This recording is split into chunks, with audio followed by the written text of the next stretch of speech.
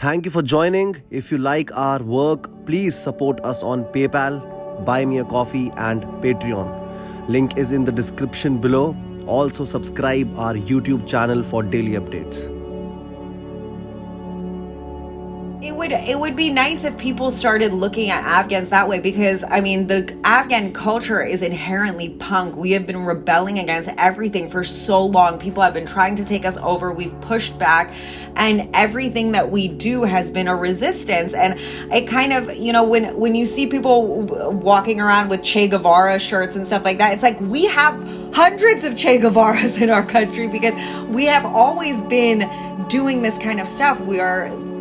That's what we've kind of even become known for in a lot of ways, is our revolutionary spirit and that does not include the Taliban. Once again, I'm going to stress that the Taliban are not some kind of revolutionary forces. They are the actual little dogs of Pakistan and the U.S. and its allies. No matter what they do, the magic of Afghanistan is still going to stay. It's within the soil and it's within the hearts of all of our people. It has nothing to do with their regime at all. So we can start with a bit of your introduction, and it'll be great if you introduce yourself. So my name is, I'll pronounce it the correct way. My name is Shamayel Shalizi, and I run Blingistan, which is a jewelry and apparel line. I am a multidisciplinary artist, and I grew up between Russia, the U.S., and Afghanistan, which is where most of these designs were thought up. And I think that's it. Do I need to add anything else? I have a master's in social anthropology, if that gives me any more credibility, but I think the growing up in Kabul stuff kind of makes me more credible than the degree in social anthropology. Also, I'm Viraj, and he's Yashasvi, as you know, and we are filmmakers in India. We live in a valley called Dehradun. I was going through your designs, so they were great designs, and especially your jewelry that you make. It's so rebellious. I was loving that, and I saw a lot of variants of barbed wires. Right. Okay. Do you want me to talk about my barbed wire stuff? So barbed wire has kind of come around since post 2001. Every house, compound, embassy, every building in Kabul has barbed wire. And I was raised by a very eccentric father in Kabul, in the heart of Kabul, and he would say that, why should I put barbed wire around my house? We're not afraid of anything. So I always saw it as this thing that everyone else had except for us. And it was a sign of some kind of bravery, and also a bit of, my dad was a very Afghan man, so he was, the pride and the honor that goes with it. But so what I would see since I didn't have it around my house, I would drive around and I would see it everywhere else. And I used to see it as something that was kind of like an accessory. It was just like a staple of being in Kabul. And just like as similar, you see less traffic lights than you see barbed wire. So when I started this business, I always found something beautiful about it. Our story has so much war in it, and whether or not we deserved it or whether or not we want peace right now, those things are still important. But at the same time, war has been a big part of our story, and I wanted to wear that and adorn it and kind of have discussions about it. I have AK-47s, I have other parts of war in my jewelry.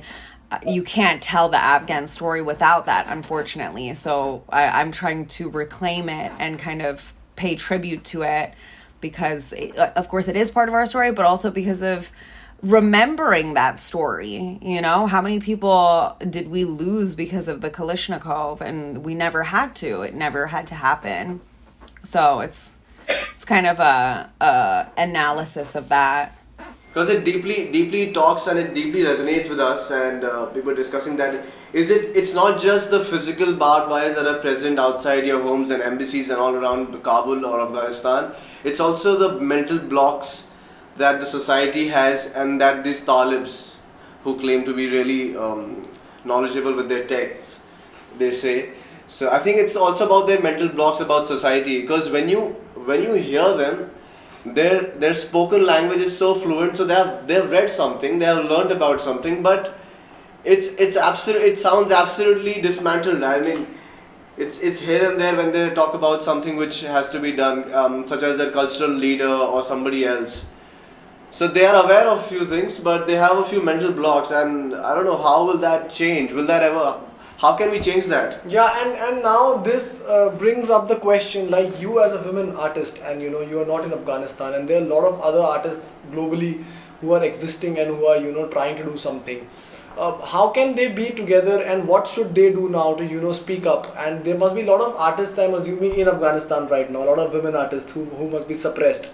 So now, as a union and a community of artists, what should be the plan and the action that should be survive this movement on? And what do you think? Well, number one thing for sure is to continue being Afghan in however way it is, right? So if we continue making art, if we continue perpetuating our culture, archiving it, showing it, talking about it, and preserving it and passing it down, that in and of itself is part of the resistance and absolutely necessary. I know that unfortunately our artists, I have so many friends of mine who I've been worried about and I'm constantly in contact with in Afghanistan, who are artists and are trying to flee because of the danger of their lives, that are on their lives.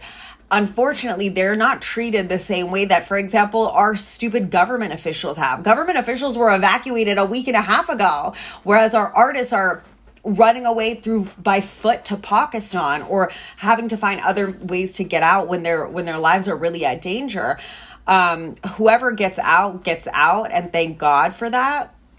But what we have to do collectively, whether it means doing it underground in Afghanistan, we're still waiting to see what the Taliban is going to do, because I don't believe that the Taliban has changed, but they have put a deadline of the 31st. So right now, anyone I speak to in Afghanistan is like, this is, different provinces look different from each other, but in Kabul, for example, people are like, it's very tense, it's very unpredictable, we don't know what's going to happen. So as we wait to see what they're going to do, I would recommend that people in Afghanistan, to the extent that they can, to perpetuate the resistance in some way, even if it means like continuing speaking Dari, for example, because that is sometimes suppressed, that has been suppressed, or in the 90s, Titanic had come out and it was a really big deal for Afghans, and even though you weren't allowed to watch films or anything like that, boys would go out of their way to get the Jack haircut and would take the beating that the Taliban would give to continue having that hair, because they knew they weren't going to get killed for it. But so many of them did it as an act of resistance and also as an act of individuality. They wanted it. So I believe in those kind of small bits that we can accomplish in Afghanistan, depending on the person and what they feel comfortable doing, and what is even going to happen on the 31st, because we don't know. But as far as everyone outside of it, it is completely our duty as artists to continue making art about our country and making art that reflects our country and telling our stories. This is something that I speak about on Blingistan. I do a live with a friend of mine who also spent 15 years in Afghanistan. And we spent a lot of time trying to address the diaspora who grew up in the West, begging them and urging them that we need all hands on deck. We have one of the biggest refugee populations on earth. So if we could have all those millions of young kids be a part of the resistance, just like all the young kids in Afghanistan are so a part of the resistance, it would be very helpful just in the sheer number of how many there are. We need to continue our languages. We need to continue our poetry. We need to continue our music, all the different music that we have.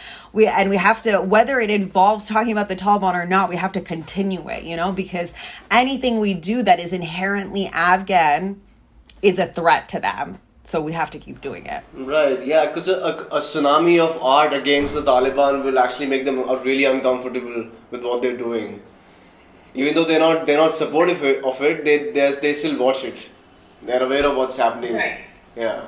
I'm also assuming like a lot of artists have come out saying that we have to burn everything that we have done, and we have to people who are the artists who are in Afghanistan and are existing there, and that is such a problematic and a difficult situation to be in. That if you tell me to burn all my films or my photographs, I might be in a very, I can't even think of that. So Right. you being like not in Afghanistan, and you still have that power and freedom to talk about it fearlessly. And I would like to know that what is your personal like condition. Like, do you get any threats? Do you is it problematic for you too at some point? You're not in Afghanistan, but you're away from there. But is it difficult for you also in that sense, or it's like a complete freedom kind of voice?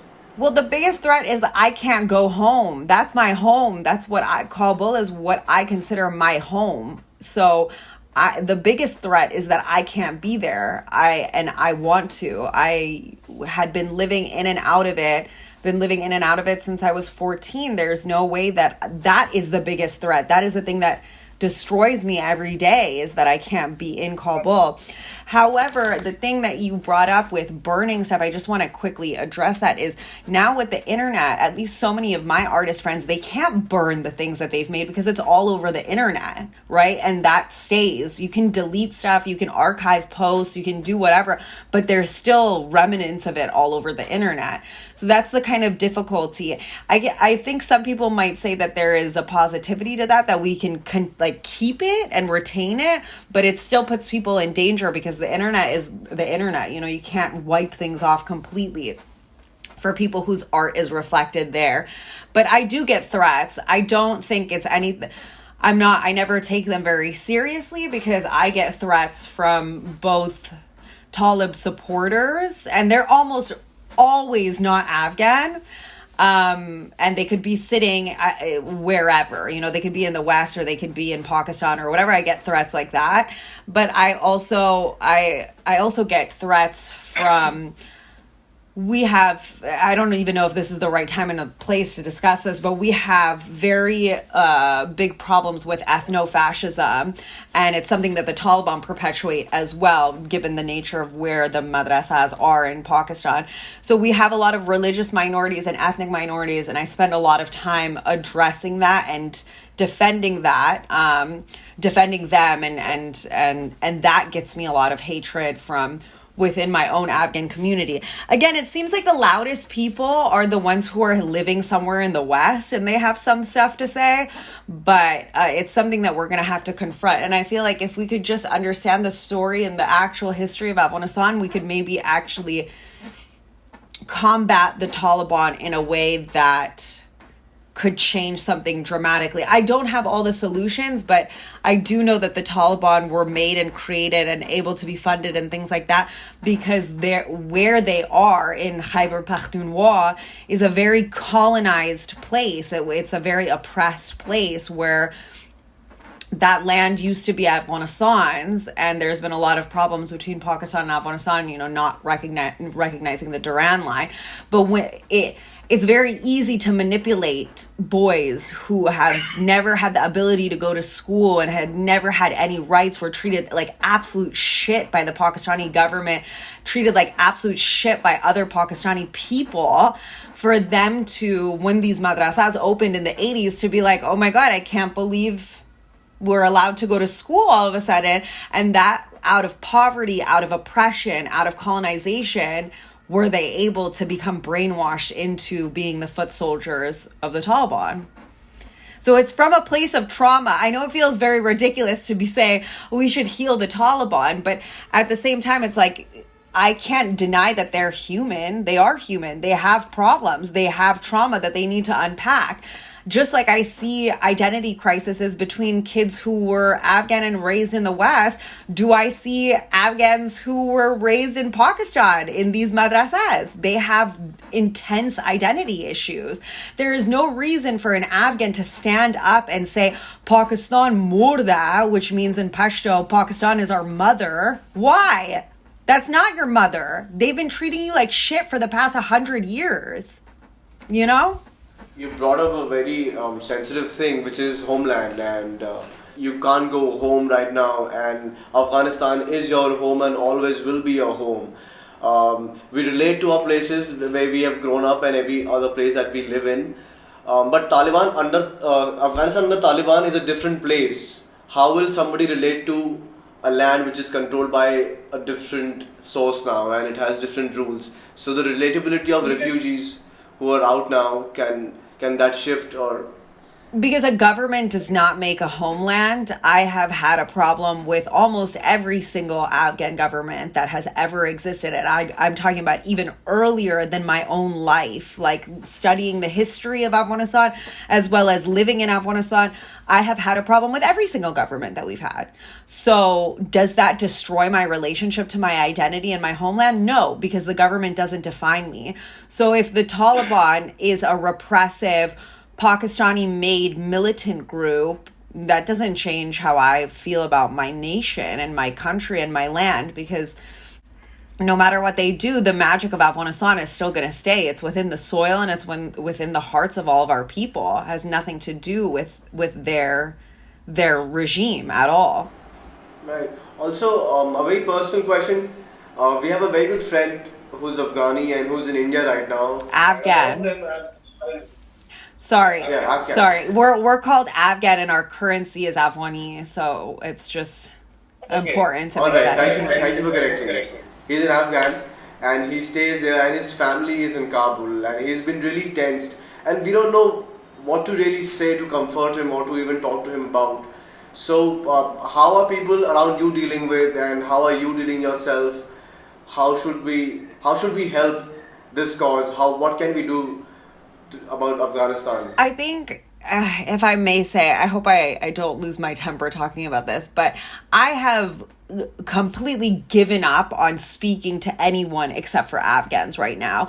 Maybe I can have a couple of conversations with Kurdish people, with Palestinian people, etc., some other global oppressed proletariat, but almost no one understands what we're going through right now. And I have found a lot of people trying to reach out, whether it's good intention or not, actually demanding a lot more of my emotional labor than I'm willing to give. Because again, like I said, I'm constantly on the phone with Afghanistan, helping people trying to get out, fundraising, let's raise awareness, I don't have the bandwidth to walk someone through how they can help Afghanistan. So this is a great question. And I hope anyone who has friends that are Afghan can know that obviously, we're all going through collective trauma. We're in the middle of going through collective trauma and we're feeling a lot of things and we're dealing with a lot of things. The things that people can help with is help evacuate people. India has some great new emergency visas they've started putting out. Help people fill things out. Help sponsor people.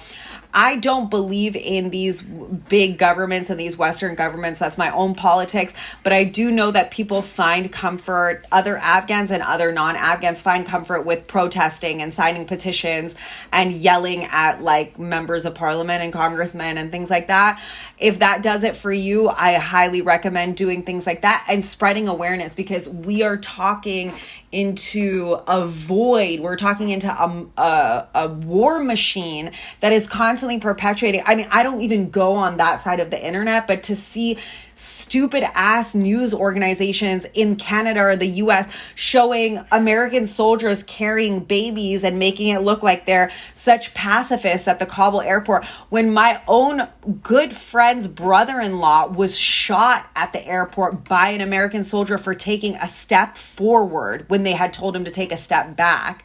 May he rest in peace. But it's like, we know the truth. That's not at all what's happening. So when you're talking against how big is the Western war machine and their news media and things like that, it feels sometimes like we need everyone to help and spread our truth, the people on the ground, their truth. The truth is that Kabul airport is really scary. It's absolutely terrifying right now. People are getting killed. People are getting hurt. There are no Americans holding babies and helping out. That was a staged photo. So the more we have other voices just pushing it, if you change one person's mind, they could change 10 person's mind. They could change 10 person's, and then it continues forward, because that's the only thing we have right now. So if you have Afghan friends, just spend less time kind of like wondering how to console them and, oh, I'm so sorry that this is happening, and stand up right next to them and fight with them, no matter how that looks for you, you know? Yeah, and that's what's needed, the rebellious nature of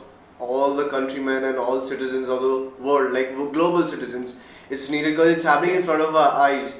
And we were discussing, I mean, a similar thing that you just said, the Western war machine is as big as nothing. So we were discussing all the information that we get how to talk about it? It's so controlled and manipulated that all decisions that we see on our phone and on our television, they're not actually happening the way it is said.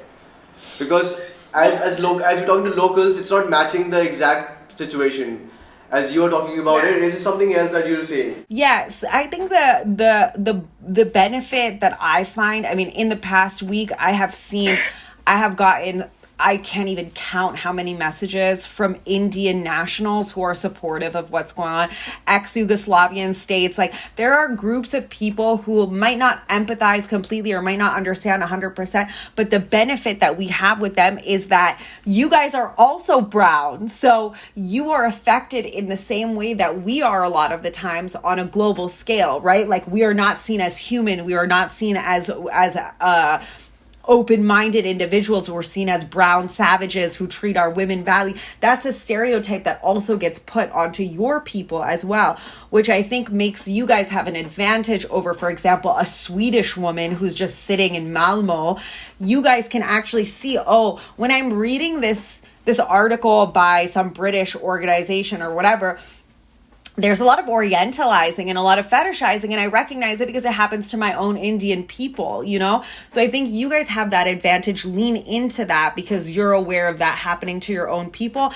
Always be weary of what you're seeing. You know, if people are being, if Afghan people are being positioned as pathetic victims, or they're being blamed for what happens, or being called like, oh, well, they could just never make democracy work because they're that backwards. That's wrong. That then you can throw out that entire newspaper article because you know it's coming from a place of extreme fetishization, extreme orientalizing. When the narrative starts to sound more similar to what you hear from your Afghan friend or me or someone else that you're going to interview, then that's more trustworthy.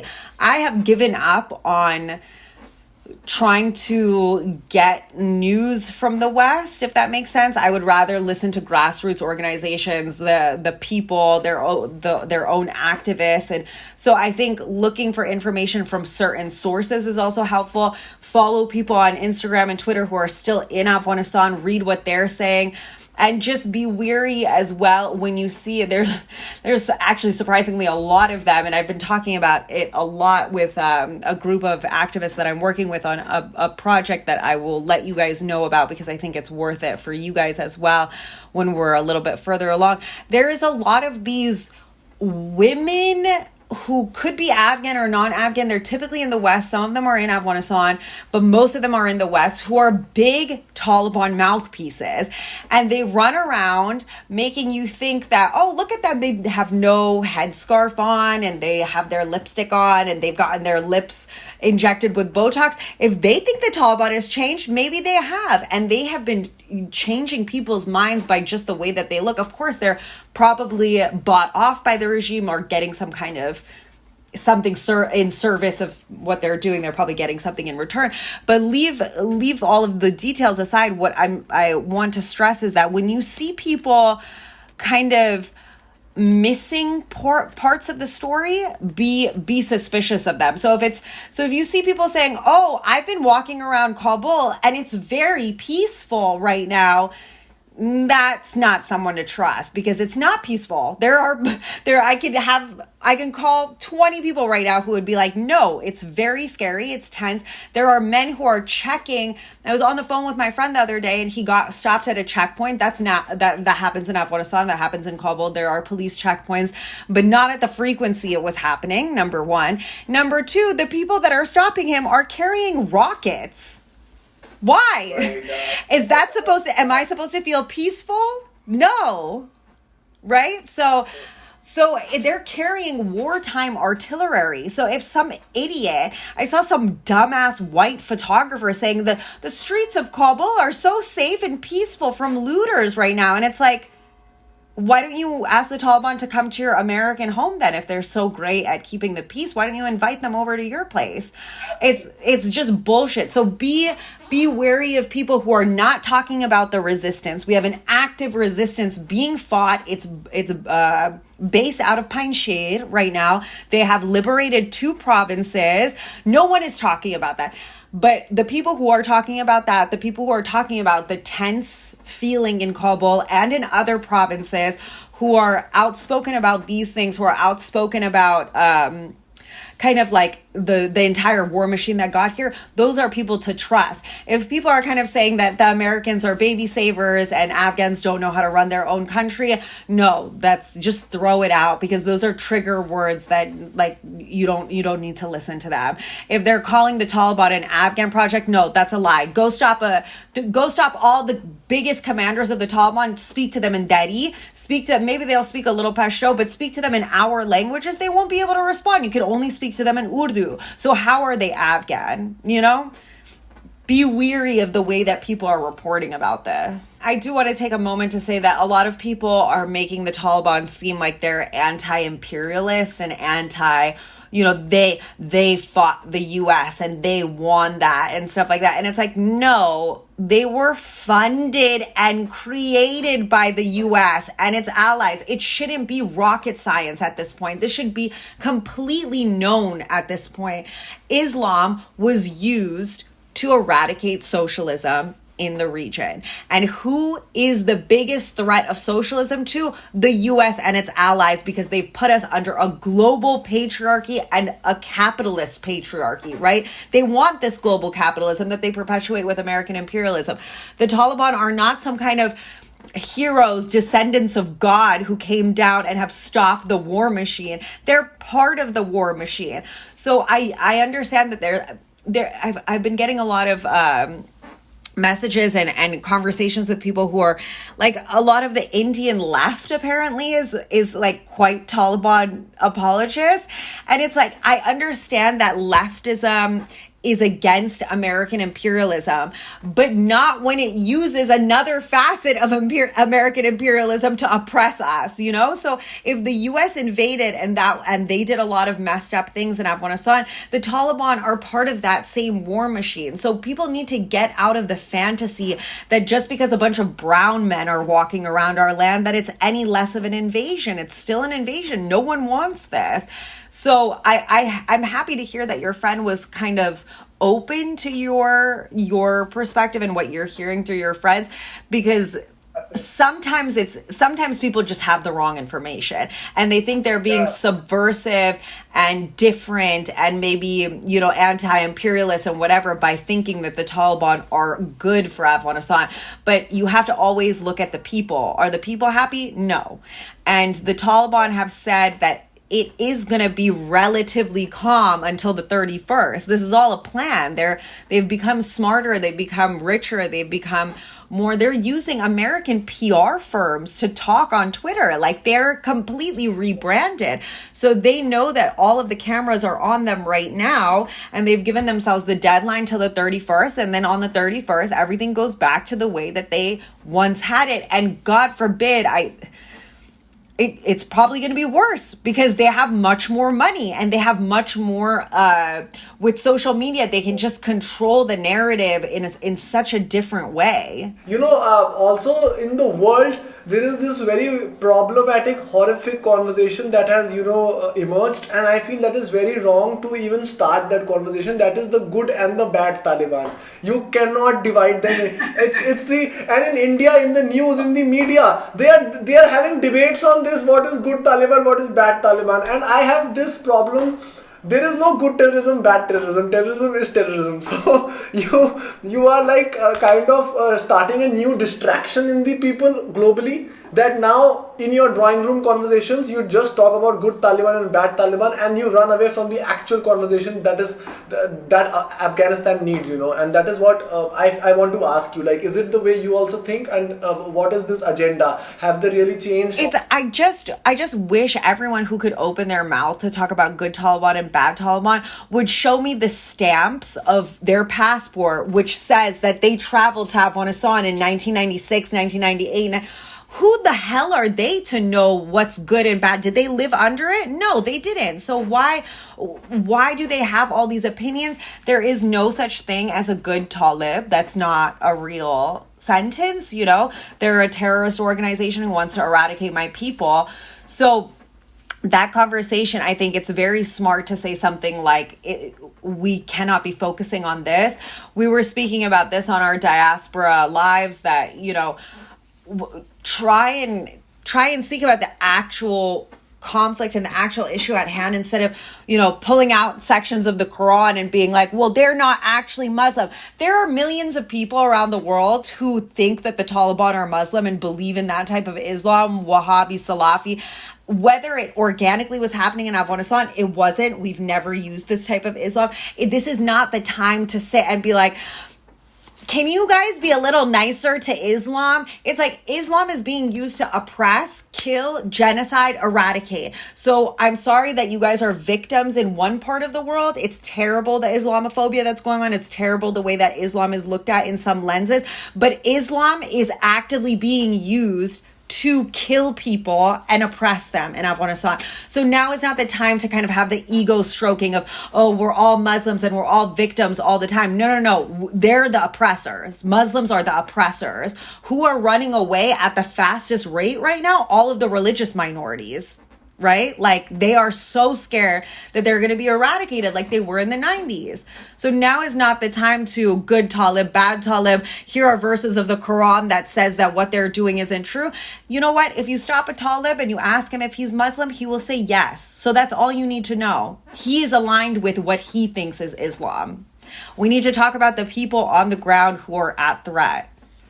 I mean, so after all the discussions that we had, any other suggestion that you could give to the global community of artists or even citizens, that how can we contribute right now? Yeah, and as world Yeah. neighbors, and you know, how can we be a part We are spreading the awareness and Yeah. however we can. Is there a step that you're expecting? Are we not doing something that is being expected? Something like that. Please amplify people on the ground's voices. And we know that things might go black out. We know those things are potentially a possibility. So just amplify as much as you can. Help with evacuations. Please amplify and speak about this, because most of the globe doesn't even know this is happening because of the narratives about Afghanistan. We have ethnic minorities like our Hazara people who are at risk of being genocided. There was a genocide on them in the 90s. This could very well happen again. They've already started doing things that would point to the Taliban want to eradicate them completely. Our Hazara people are under threat. Our religious minorities such as Sikhs and Hindus, yes, we have them. I don't care if you have only heard that there is 99.9% Muslims in Afghanistan. That's not the truth. We have almost every religion and faith being practiced in Afghanistan, and all of those people are at very high risks. They were also targeted the last time Taliban were around. So please amplify those stories of our Sikhs, our Hazara, our, Buddhists, our Christian minorities, our Jews, everyone that we have that isn't Sunni Muslim is at threat. And then I would also just, be very conscious of what you're consuming, because it can really, unless you have a very strong foundation of what you're sitting on, that you can just read things or watch things and not let it brainwash you, and you have a strong way of looking at things, most people will allow that to kind of seep in no matter how strong their politics are. So just be weary of that, and yet keep amplifying Afghan voices and support Afghan artists and support the resistance. No one is talking about the resistance, but it is happening. We were reading about it. I mean, the army of Ahmed Massoud and your ex-vice president. I mean, they are on the ground and they are trying to resist, and getting back some of the provinces is a step.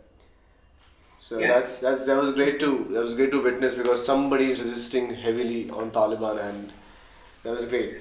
And we just have to take a moment to pause that how ridiculous this cycle has become, that not only has my parents' generation's family fled and had problems and gotten caught up in all of this.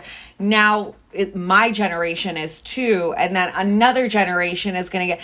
And to think that even you can see it in the resistance, that Ahmad Shah Massoud was once a part of the resistance and now his son is leading the next resistance. Give us our peace. Everyone needs to get the fuck out of Afghanistan and let us have our country and let us just be in peace, because we have dealt with 50 years of this, enough so that the cycle has repeated so many times that the child of the original resistance fighter is now fighting for us. It's too much. Everyone needs to leave and let us be. That's what I hope and I pray for. But it's just pulling back Afghanistan again, and they were trying to get to a democracy, get to the world, and now it's just a showbiz. So that's really sad. There were a few other artists also that I was reading about while I was reading about you. There was Shamsia Hasani, who was a graffiti artist, who was doing great work with graffitis over there. And then I came across this really Radha Akbar. She had an installation in 2019, which was it was a mannequin. I don't know if you're aware of that. It was a mannequin with suspended stones over her, and it was dedicated to a young woman who was stoned by Taliban, and she had placed the exhibition somewhere. So yes, I mean, artists. Radha Akbar. I mean, I don't know if I'm pronouncing it right. Oh yes, yeah. There's a lot of Afghan artists doing great things and have been. Keep looking out for them, and hopefully, you don't want your art to be consumed more now because there's a war. I don't like that. That's not how we want. I can't speak for every Afghan artist, but I don't want people to ingest my art because they've been watching hours and hours of news footage and they kind of want to. They're looking at it with the wrong eyes. I would hope that my art could also be consumed in a time where Afghanistan is peaceful and we all of us are living back in our homeland, because what the hell is this place? I'm in Berlin right now. I can't tell you how my heart aches. This is not my land. These are not my people. They look at me like I'm a foreigner. They treat me like a foreigner. They treat me worse than a foreigner, as subhuman. Why would I ever want to be here with the nasty produce and the disgusting food and the terrible cold people? I want to be home, And so also just, I hope people continue thinking and caring about us post this 15 minutes of news fame, because the 31st is still, 10 days away and life continues. Afghanistan is still going to continue after that. And I just hope that we're not just a fun little story to discuss at drinks, or who's good Taliban, who's bad Taliban type of thing, Yeah, I mean, it's too draining to understand the situation, and I mean, it's terrible as we see it, as we feel it. We feel almost every bit that you say, and the people of Afghanistan that they're facing right now. And we would like to just extend our support with whatever we can do for you guys, and it's global world. We don't really see it as one place. Somebody is invading a place, and they could invade anybody in the world. Yeah. So we see it like that mostly. That's the thing that I hope people take away. I know a lot of this past year and a half of 2 years of COVID has opened some people's minds up to the truths of the world. Unfortunately, a lot of it is performative, and I don't think it's actually gone inside people's heads. But at this point, we need to take a long, hard look at ourselves as a human race. That do we need to live these miserable lives? And I'm not saying that from like a place of depression or anything. I'm saying literally, do we need to stand up every day, work for 8 to 9 to 10 hours, live in miserable countries because our country is at war because of other people's wars that we had nothing to do with? Can't we just have free education, free healthcare, places to live, good food, so that we could actualize our dreams, make art, enjoy life, love each other? That is what we're here for. We're not here to go into an office and clock in 8 to 9 hours of work and then come home and be miserable, And I just hope that people take a moment to not normalize the war in Afghanistan. Oh, it's been happening for so long, it's just going to keep happening, and give it the same energy that people gave other things in the past 2 years, because it's everyone's fight. And I don't just mean that in a way that if Taliban get strong and they get internationally recognized in Afghanistan, they could start slipping into Central Asia. They could start meddling in this thing. They could make deals with China that makes them really big players in the world, and they could start attacking other places, or they could start influencing other places. That's not just what I mean, though hopefully that also makes people feel a type of way. But on a human being level, how can you hurt another human? How can you let another human get hurt? And why wouldn't you want everyone to just self-determine, self-actualize, do whatever makes them happy, you know? Like, we need to seriously look at our priorities as a world, you know? Similarly, we can't just sit and watch what is happening. You know what? In our last conversation with Omar, what Omar said was that it's very important to keep a check on your government, that how are they having dialogues with Taliban, because if they are supporting Taliban, that means they are supporting their ideology, they are supporting their hatred, they are supporting a lot of things that they bring with them and the past. They are supporting the past traumas that they have created in Afghanistan. So this is something that I really felt good about, and like, it's very important to tell everybody that please keep a check on your government, pressurize your government to act on every issue. Yeah, and just that collective stuff does make a change, because if the rest of the world had given a shit about Afghanistan 40 years ago, maybe the whole world would have looked different, you know? I don't want to take up more time of yours by just telling you the oral history of Afghanistan, but just know that I do it on my site. I have a thing called decolonial therapy, where I walk everyone through the past 300 years of Afghanistan as a nation, and why so many things in contemporary history has been affected by the struggle of the Afghans.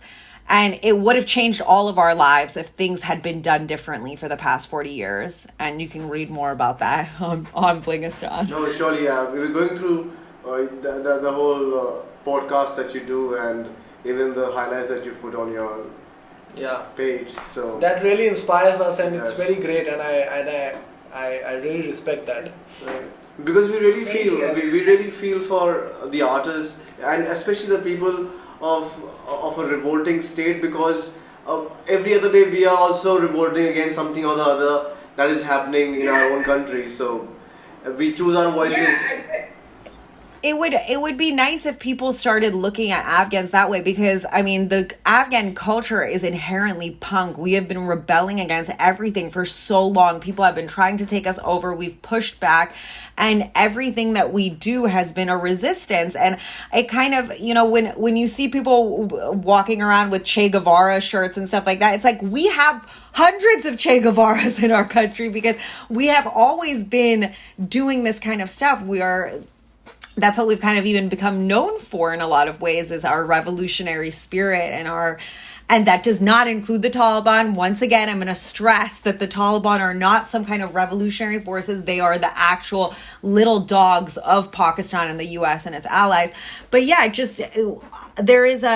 what happened when I moved to Afghanistan was that I had been a part of Afghan culture, but I just was spending all of my time with everyday people, and I realized just how beautiful and magical the country was, and how much it had to offer, how ancient it was, and just that there was no place like it at all. So I have to pay that forward. It made me. It's the backbone of my identity, or my years growing up in Afghanistan, and being so thankful. I'm so thankful. I give so much gratitude to my father and the rest of my family that made it possible that I had that happen to me as a 14, 15-year-old, because my brain wasn't fully developed. So it was very easy for me to pick stuff up and to really see it from a different perspective, having lived in a first world country. I hate these words, but second world country, and then finally the global south.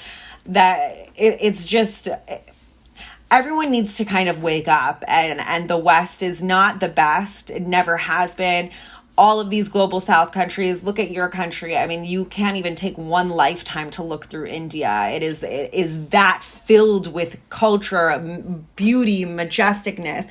So let us have our space. Let us have our countries to continue those forward. There's so much value in these places, and there's so much beauty that needs to be kept and continued. I mean, culture and the roots don't destroy them. I mean, that's a great request, even to the Talibs or whoever is around us.